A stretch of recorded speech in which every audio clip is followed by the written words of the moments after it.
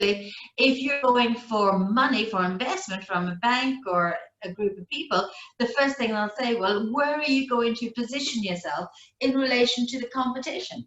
You know, who are you competing with and how many people are in that particular space? Because they'll want to know, okay, well, if I'm going to give you, say, 50,000 dirhams or 150,000 dirhams, I need to know that that money is well spent and you understand what it is you've got to do and you've done your homework so you know what the competition is. You have to have your sales and marketing strategy. That's a given. You must have that in there. Again, back to that question. Who are my customers and how am I going to reach them? And that's where your sales and marketing strategy comes in. Now, there's a whole lot of information behind that. Sadly, we don't have time to go into that. I mean, I'll do another webinar on just a strategic marketing strategy. But you have to have a good idea of who your clients are, how you're going to reach them, what platforms you're going to use, and how, basically, sales numbers. How much money do you have to make just to keep the doors open? How much money do you have to make, say, to cover your overheads? How much money do you have to make before you break even? How much money do you have to make before you're starting to turn a profit? Very, very few businesses are lucky enough to be able to turn a profit in their first year because of your setup costs. Because you've got your setup costs, you've got your trade licenses, you've got government licenses, you've got different government fees, you've got your bank account to set up, more fees, you've got employees to look at, more fees. So by the time, and of course rent, the biggest overhead many of us will ever have is the rent. And of course, if you're in retail or if you're in food and beverage or something like that, then you've got fit out and design. So you could be maybe starting off a business maybe where you've spent about 2 million, 1.5 to 2 million more, maybe even for less. If you're in the business services sector, I would say you still possibly need, I would say at least 400,000, to be honest with you. And anybody starting a business less than that is extremely lucky. That means then they haven't got an office or whatever else to deal with. So you've got to look at then the products and services. What are your products and services? And detail them. Now, these are going to change because some you may take away, some you may add, again, depending on the market, depending on the economy, depending on economies of scale. I was talking to somebody recently who's in the business of manufacturing. And they're starting off very, very slowly. And she said, well, you know, I said, well, how many units can you actually sort of deliver at the moment? She says, well, a couple of hundred. I said, okay, that's fine. This is a micro industry.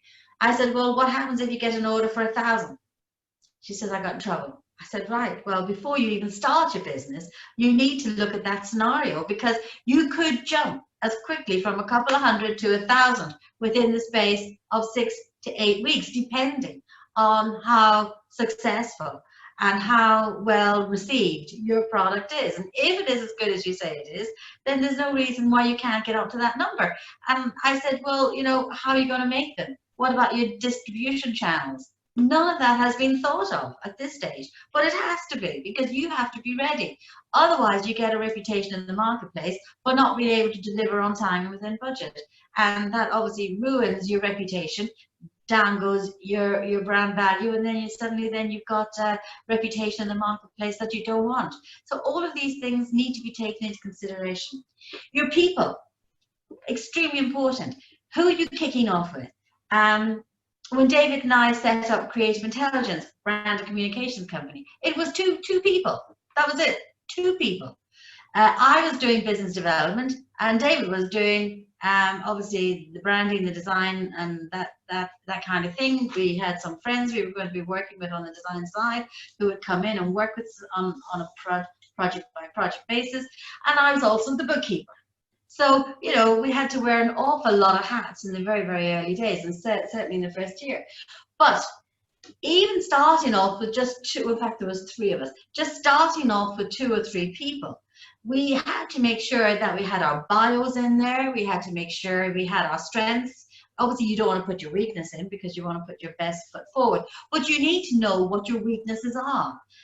Among among you and your business partners, because there'll be some things some of you will be very good at and some things some of you aren't.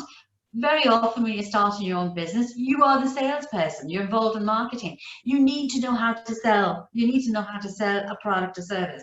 And if you have maybe a partner who's not very shy, or who's not very good at communicating, or who's not very good at being very succinct, then you may have to take that on board or employ somebody who is. Very often I've seen people in very, very small businesses and their sales skills are just non-existent. They haven't got an absolute clue. And that's actually detrimental because they can't explain what it is that they have in such a way that somebody wants to buy from them. So they can't explain the product proposition.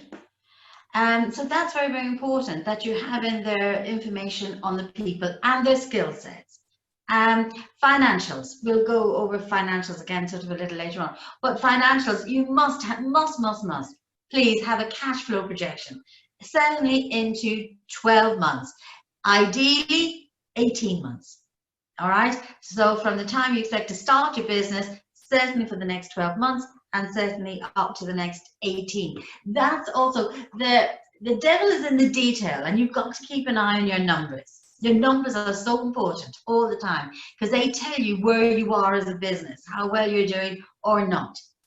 If you say, I expect to have a turnover of, say, 150,000 in the first 3 quarters of my year, maybe the last quarter might not be so much because of, let's say it's the summer, let's say you're going to start in spring. So you got from spring, oh no, I should take it the other way around. Let's say you start in summer. So if you're starting during, say, June, July, August, which traditionally here, a lot of people, if we're not in COVID, would have left, certainly in August, July, August, only coming back in September, you might possibly have a dip in your turnover, but then you should hopefully be able to make that up then in the next financial quarter and then into the following year. So this is why I say try and work at least 18 months ahead on your cash flow projections. So those spreadsheets are very important, and please be as realistic as possible. If you really and truly believe that you can hit those figures, put those figures in there. But if you honestly and truly can't, and it's just a wish list, don't even bother, because it's a waste of time, because it means that the information is just, it's not legitimate. But your financials are very important. Your sources of funding. How are you going to raise your finance? Are you going to raise it via a bank? Are you going to look at angel investors? Is it going to be the bank of mom and dad? Is it sisters, brothers, in-laws, outlaws, relatives, etc., whatever? Or are you going for grants? Is this something available maybe where you can go for a grant?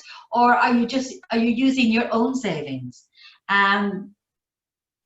David and myself, when we started off Creative Intelligence in the early days, we used our own money, and repeatedly so over the years. So you have to put down where your funding's going to come from, and also how you're going to use the proceeds. Again, if you're going to look for finance, let's say you're an existing business, and we all know that COVID has sort of obviously affected an awful lot of businesses here. There are funds available for SMEs. I personally haven't gone for it, so I haven't been through the exercise here, so I don't know how easy or difficult it is. But let's say you've managed to find a source of funding which is external, they're going to say to you, well, what are you going to use this money on? Now, if you say, I'm going to use it on technology because I want to increase our productivity, or I want to take on another person because I want to increase productivity, or I want to upskill the staff you already have because I want to increase productivity, that's music to a lot of investors' ears. If you turn around and say, I am carrying debt and I want to finance debt, that's a big no-no. That'll put off a lot of people. So whatever you do, do not say that you're financing debt, not unless it's the absolute truth and you're financing millions of dollars of debt. So if you're going for 5 million and 1 million is debt, that's a different ratio, but then that's in a different sort of ball game kind of funding.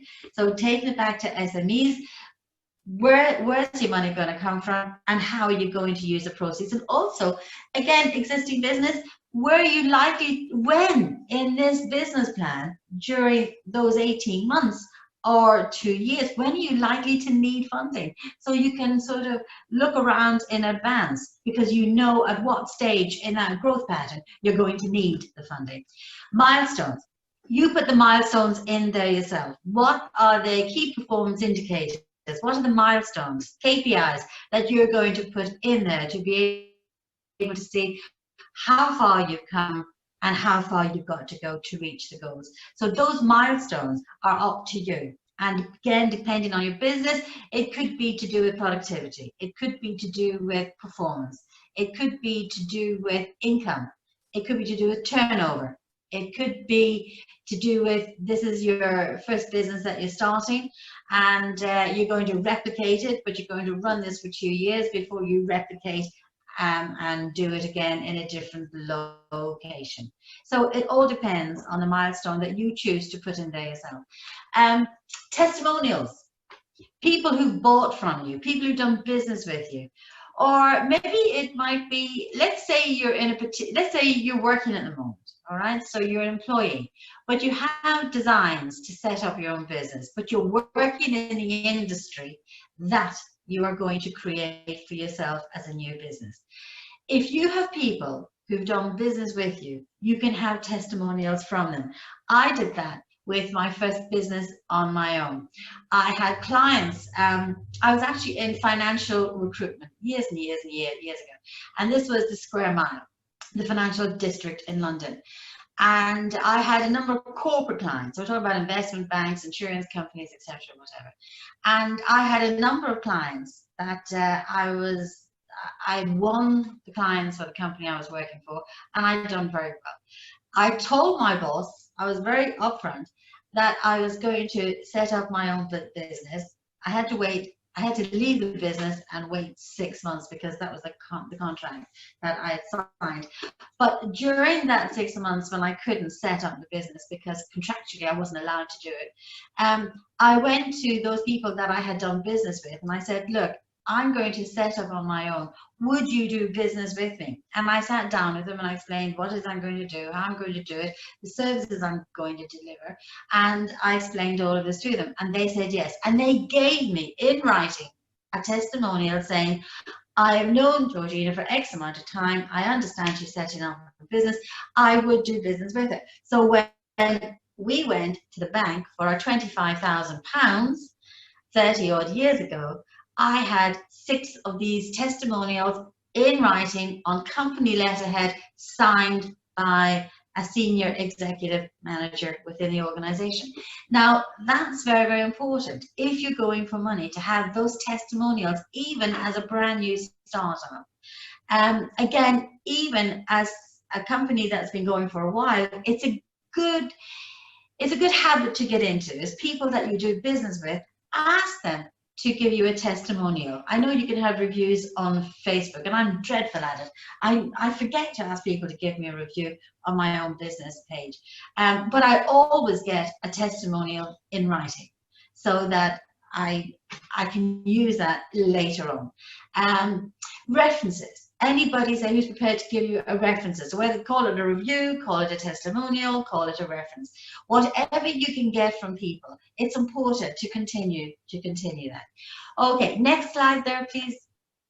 Okay, referring back to the business plan.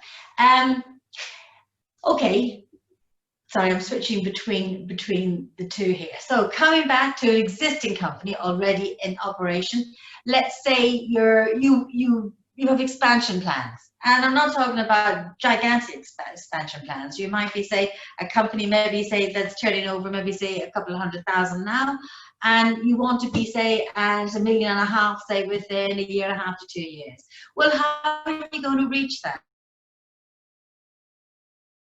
slightly bigger office, or if you started off working from home, then you have to look then at a proper office with everything sort of that entails. Or maybe you've started off in a B2C and you're going to expand, say, your retail space, whatever way you're using that particular retail space.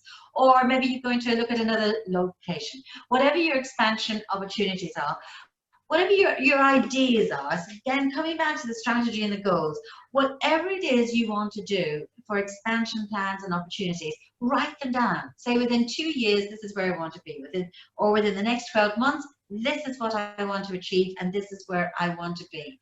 Your financial goals, break them down quarterly. If you're an existing business, that's going to be easier for you to do because you already will have a history of information already in your financial database. So you can look at these financial goals and you can break them down into quarterly, 6 monthly, yearly, whichever it is. The marketing plan, how you're going to achieve that. Again, it's the same thing. You know how you've got to where you are.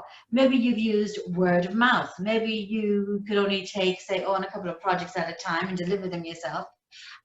But now you want to take it to the next stage. So now, say, maybe you're going to take on another person that's going to be full time. So you have to double up, obviously, on your turnover. So how are you actually going to do that? Your marketing plan and how you're going to achieve your growth. Again, financial plan to determine what capital is accessible. One of the things you have to be very, very careful of, and it's something I learned, never grow too quickly if you cannot financially afford it, because you have to service that growth.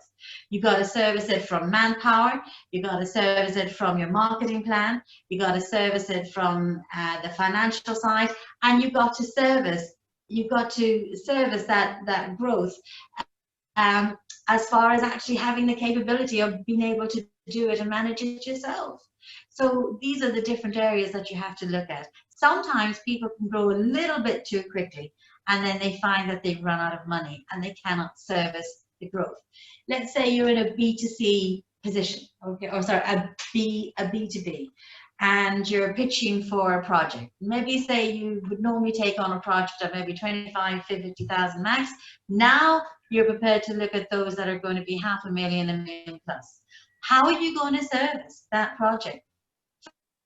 How are you going to service tendering for that? Maybe you'd be somewhere else around the region. So you've got to service that particular you've got to look at flights, you've got to look at hotels, you've got to look at a lot of other things, you've got to look at new ways of doing business in new markets, new fees, new licenses, whatever. So you've got to look at how you're going to service the growth, okay? And then you've got to look at, obviously, staff, a breakdown of your company's staffing, your needs and responsibilities. When, during this period that I see of growth, when am I going to need to take on more people? For some of you, it may be just seasonal.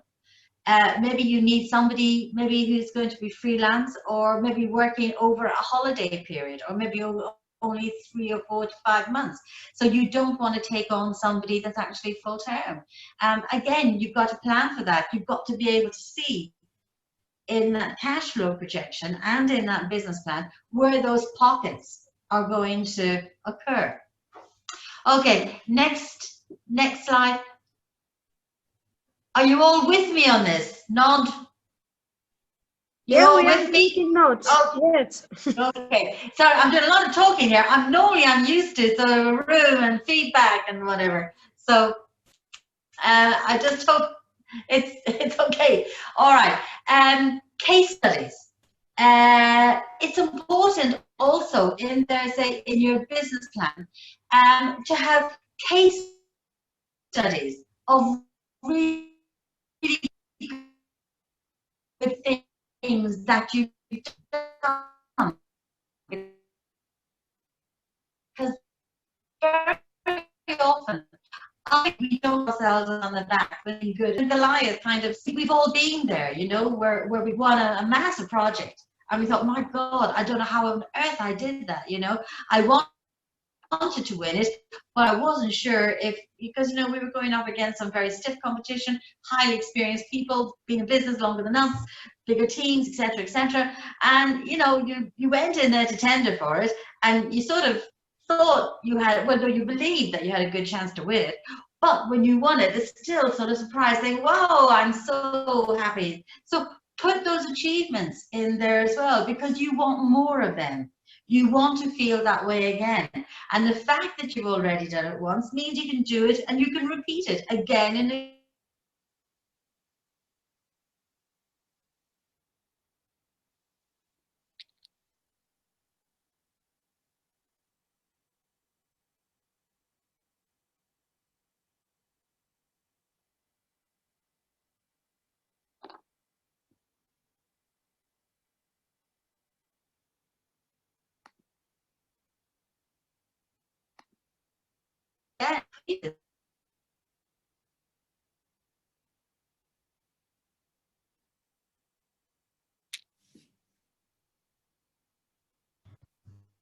Hello, I'm here. Are we all here? Yes. Can you hear me? Yeah? Yes, yes, we can hear you. I don't know what happened then, but never mind. Okay. Where was I? Okay, I was talking. Okay, go back a slide for me. Yes, so here we go. Okay, market. Yes, if you're starting a business, please do market research. Your feasibility study is all about financials. Your market research is about your market and also your competitors. So it's a competitive analysis, and it's about the market itself and the market sector that you're going into. Feasibility study is your financials. So that's drilling down into the finance side. So if you've got any sort of market research or whatever, put that in and update that, because as you're in business, as time goes on, there's other information you read, you glean, you read about maybe in a periodical, you hear about it on the news or wherever it is. Put those pieces of information together and put them, have a folder, which is where your business plan is, and put those pieces of information in there, because it's very important. At least if you file them away, then you will remember them. And obviously any data that you've actually, if you've commissioned a feasibility study or market research or whatever that you haven't done yourself, put that information in there, because that's so important. Okay, next slide there, please. All right. Data as you're trading, well, that's just what I actually said. Industry specific reports, again, depending on your business.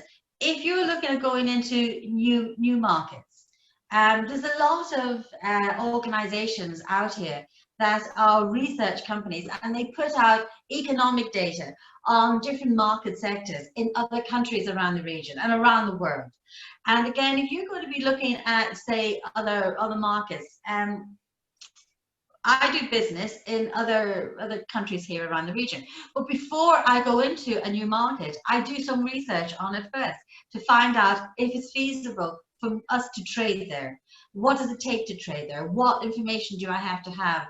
What kind of trade license do we have to have? Can we use the trade license we have, and we can sort of invoice directly there? What's the VAT requirements, etc., whatever. And that's whether it's branding and communications, or whether it's me sort of just working on my own doing the training side. So you need to keep on top of sector specific reports the whole time. I read. I spend an awful lot of time researching and reading, an awful lot of time. Opportunities that may be long term. Again, keep a little notebook, a little one or a bigger one, and whenever you hear something, see something, read something about long-term opportunities, if you don't write it down, you'll probably forget it. Again, I put that in here, and then when I'm looking at reviewing the business plan and all the rest of it, I put all that information in there, so it's all collated together, and then I will remember it. Then you've got to look at potential joint venture or collaborative partnerships. You may be very small at the moment, and you think, well, you know, I could actually do a lot better, but I might not be able to do it on my own because I don't have the manpower, I don't have the finance, but I've got the skills and I've got the wherewithal, I've got the drive, I've got ambition and tenacity. who else is doing something out there, not quite the same as what I'm doing, but that dovetails very nicely into what I'm doing, where we could collectively put our skills together and offer a client something better than just what I'm doing. And it's amazing when you actually start thinking like that, suddenly opportunities start coming to you. And then people come into your life who you probably wouldn't have thought of before. And it's important to sort of be very aware of that. And even with competition out there, don't think that you don't want to know them because they're a threat. They could be taking your market share away. It might be that maybe you could actually collaborate. It's interesting how, since COVID has happened this year, a number of companies in food and beverage have worked together to set up kitchens, to be distribution channels, to set up maybe businesses together, to share kitchens, to share suppliers, share knowledge, share information. Some of them would not have done that before at all, but necessity has made them look at their market and what they're doing in a completely and utterly different way.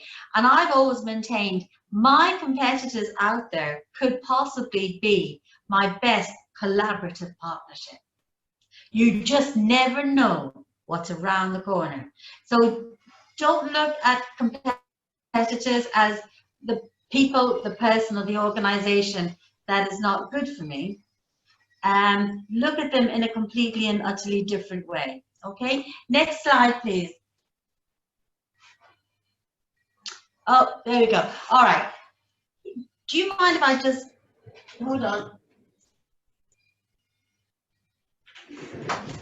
Someone's got the television on, and I can hear the Scotch pipes.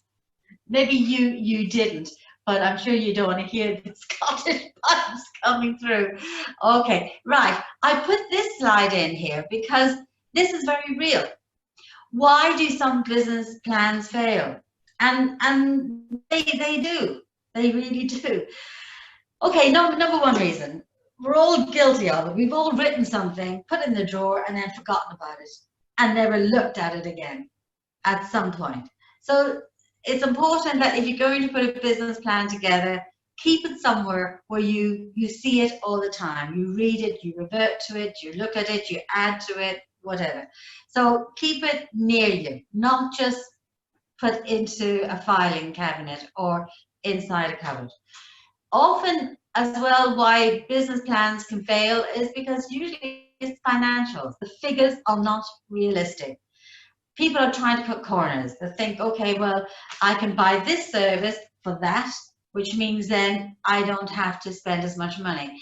I always say, if you had a crystal ball and the world was your oyster and you had a huge pot of money available to you, what would you achieve with it? What would your dreams, your goals, your ambitions, and whatever be? And when you're looking at your financials, think of it in the same light. What is it I need? What is it I need to raise? How much money is it going to cost in a realistic market? And you have to look at appreciation as well, because things do go up. I know we've got depreciation, but we also have appreciation, and you have to look at that. And if you're going to employ people, skills and services that you need to get your business off the ground, you don't want to be penny pinching because you want to buy the best that you can afford. You want people who can deliver. You know, you can negotiate a deal, whatever the deal may be, but be realistic with your figures in there. Feasibility study. Again, a business plan can often fail because no feasibility. Remember what I said. Feasibility is about finance, it's about the money. Your market research is about your market and your competitors. So if you haven't done any financial feasibility study at all, you have no idea what the numbers are. And a lot of people have started businesses on a wing and a prayer. And that's fine to a certain extent, but you're not going to grow. If you want to really achieve something that's going to be long term and something that you can sell, you're going to have to look at feasibility study, and you've got to talk to somebody who understands the numbers. If you don't understand the numbers yourself, then talk to somebody who does. No market research. As I said, this is about the market and the competition. You need to understand the entire market out there. You don't need to understand every detail, but you need to understand, you need to have an overview. Where is the market in relation to what you're doing? Where are you going to position yourself? Are you going to be high end? Are you going to be in the middle? Or are you going to be low end? What price point are you going to sell your product or service at? Are you getting to a stage in your business plan where you can start increasing your cost, or not your cost, you can start increasing your fees because you're giving away a lot of stuff when really in reality you should be charging for it, or maybe you've learned an awful lot. I spoke to a young lady recently who is setting herself up in business, but she only left college 12 months ago, and I actually advised her, don't do it. I said, you're not ready. You've gone from secondary school to college to industry, 12 months experience, and now you're setting yourself up in business. And I'm not going to say what it is, but the industry she's going to is very, very tough. It's highly competitive, and she has no life skills yet to help her through a lot of walls she's going to have to knock down. And sometimes those of us who've been, you know, on this planet for many decades, that works in our favor because we have got a lot of life skills. We have got a lot of issues that we faced, whether it's with the family, whether it's children, mortgages, etc., whatever, even dealing with this. And you're also dealing with family and everything else. Those are life skills that you bring into your business. So it's very, very important, you know, that you sort of think about that side as well. So market research and competition. Wrong people in the wrong job. This happens all the time. Again, people do it sometimes because they want to employ friends, or they're getting somebody who they believe is extremely cost effective, and they're hoping that the person will have the skills, and not everybody does. And I have seen this repeatedly, where especially people who are not working in the businesses themselves, they employ a general manager, but they employ the wrong kind of general manager because the GM has got no skin in the game. They'll get a salary at the end of every month, whether the business succeeds or fails. I'm not saying that a GM can do a very good job, they most certainly can, but you've got to get the right person, you've got to incentivize them. And so that's giving them a little bit over and above. Again, if you take on salespeople, they have to have certain skills. You've got to incentivize them. A good salesperson does not just want a fixed salary, because they want to know that they can command more money as and when they keep coming in with better sales figures. A good marketing person, they're going to want to be rewarded as well. Most people want to be rewarded in some shape or fashion. So you've got to take on the right people, as opposed to just taking on people that you can afford right now and hoping that they're going to do a good job. Unforeseen economic conditions, just like we have right now. How many businesses saw COVID coming? I certainly didn't. I hadn't got a clue it was coming around the corner. And when it happened, it made me sit up and think, we are in for a very, very rocky ride, you know, as far as the economy is concerned. Any plans we had, thrown out the window, completely thrown. Branding and communication projects just came to a standstill. All work in Saudi, standstill. All work outside of here, standstill. Nothing happened. I knew we weren't going to be able to invoice for months. You got to make sure that you can obviously pay your bills and live if you possibly can. And if you can't, then you've got to look at other ways of doing things. So you've got to look at unforeseen economic sort of, you know, conditions as well. And that's why some business plans can fail. But on the whole, most business plans work out very well. If you take into consideration some of those things that I've gone over. Now, who's got, well, the next slide. Okay, Those are contact details for anybody who wants to contact me after this. I'm more than happy to share a slide with you, okay? If you've got any particular questions you want to address, again, ping me an email. I'm more than happy. I didn't put the mobile number up there because this is an open forum and I didn't know who exactly would sort of be here. So I didn't put the mobile up, but I'm happy if you email me. And if you're sort of living in the UAE, we can easily have a conversation. If you're very close to me, happy to meet up for a coffee and we can have a chat. Now, who's got some questions? Thank you for listening to me.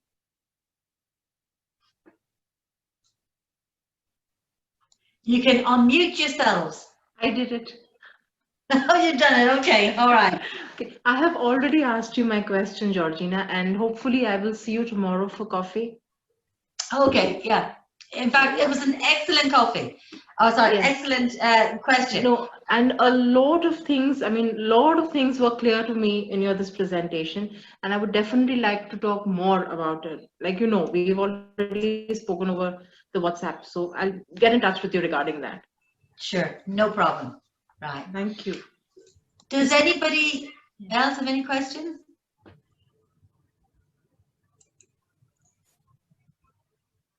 I can't hear you. Is there anyone else who wants to ask question, please? Did I cover areas that you needed? Is there anybody here, unmute yourselves, who is actually putting a business plan together right now at this moment in time?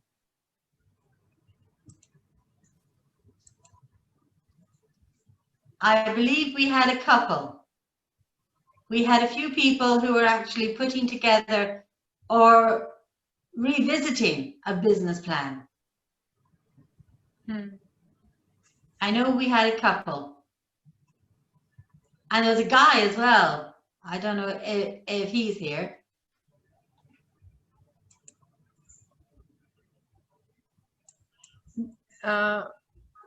The attendees are a bit quiet. They're probably writing your details and contact you later.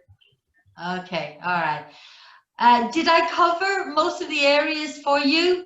Just give me a shout out. Anybody? Yes. Hey, Georgina. Yes, thank you very much. Yeah, I just want to get some feedback from you. Yeah, so I wrote Georgina, everything I'm going to study. You don't have to write everything down, darling. I'm more than happy. I'll share them with you. Don't worry. No, Cardella knows normally I am more talkative, but I wrote everything and now I got more than I wanted to ask. So thank you very much.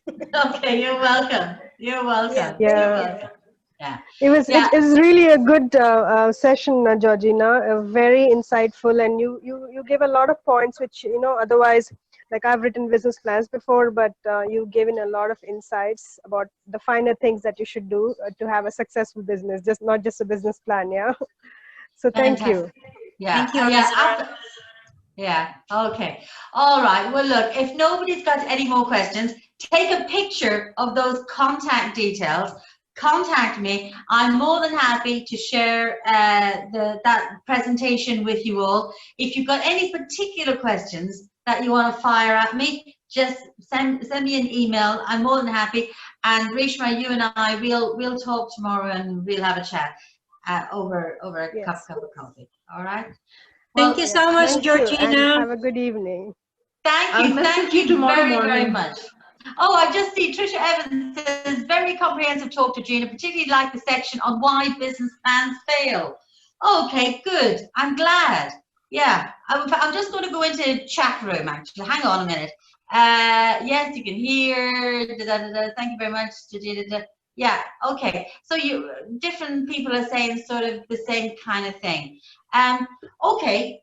I'm going to do a few more of these. I'm going to do one on strategic marketing, why you need a strategy, what is a marketing strategy, and I'm going to do a couple of other things as well, I think, which is important, I think, for people in business. Where did you will find out when you're going to do it? I'll let you know, Cardella. Okay, thank you. I will share it. Probably I'll we let could you know. add And you there's on a couple some of social topics. media, Georgina. Do you know, am I on social? I am. I'm on Instagram. I've got a Facebook page and a LinkedIn page. Okay, all right. In fact, I'll tell you what. Let's see. Just hang on there, and I'll give you a link to. Do you know what? I can't even remember my own name on Instagram. I think it's at Georgina Kelly _.com.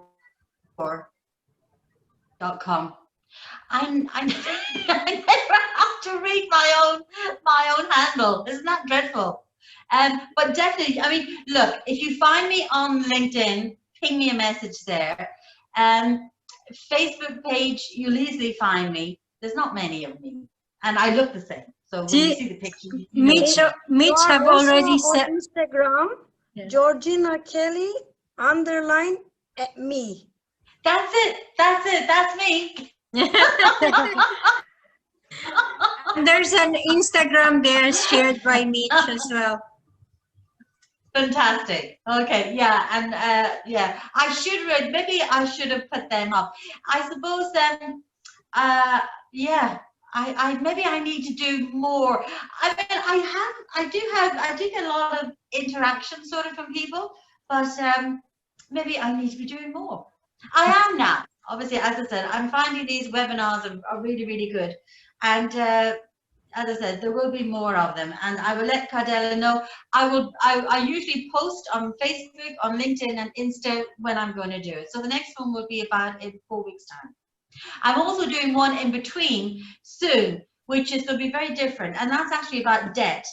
And it's me and one other person, because we know that a lot of people have lost their jobs this year, and or they've been let go, whatever it is, and a lot of people are carrying mortgages, car debt, credit card debt, etc., whatever. And I'm talking to somebody who's a specialist in debt reconstructing debt, and it's a woman, and we're going to have just a conversation between each other on to help people and guide people to how to restructure debt. And she deals with people, with the banks and whatever, on behalf of her clients. And she's very good. She's been doing it for a long, long time. But I think it's something that's not been addressed. And I thought we could do a webinar on it. Yeah, I think that's a great idea. I know not everybody knows how to manage their debt, especially be smart about it. You can actually manage it very well and not go into a deeper depth, you know. Exactly. I know so many people who do it very well. I'm not one among them. It will be interesting to be a part of that. Yeah. No, I mean, it is. I mean, debt is a necessity of life. You know, you cannot go through life without getting loans for something, especially if you're in business. And especially, you know, let's say there's a lot of people who were working, I won't name any companies, but very big corporations who thought they were secure for life, you know, and had been working for 10, 15, 20 years. And some of them are taking in big loans to get married and all kinds of things, you know, and they had no idea what was going to happen this year. And suddenly you're in a world that is completely alien to you, because, you know, you've never run away from your debt, you've never run away from your commitments, you've always sort of paid your way, etc., whatever, and you want to continue doing so. But not every financial institution there is prepared to help you and wait. And so you need to know that there are ways of dealing with it, and there are ways of getting these organizations to help you and to give you time. Right. Did we lose you? Right. No, she's there. Okay. Thank you, Azra. Yeah, thank you, Cardella, for having all these amazing topics that you've been covering. Yeah. Thank you. Fantastic. Well, look, I really enjoyed it, ladies. So I look forward to seeing you again, and we'll do this again on another topic then. Yeah. We love to have you back, Georgina, with that marketing anytime. strategy. Thank you so much. Definitely. Thank All right, you so take care much. now. Thank Okay, you. take care, Bye. everybody. Thank you so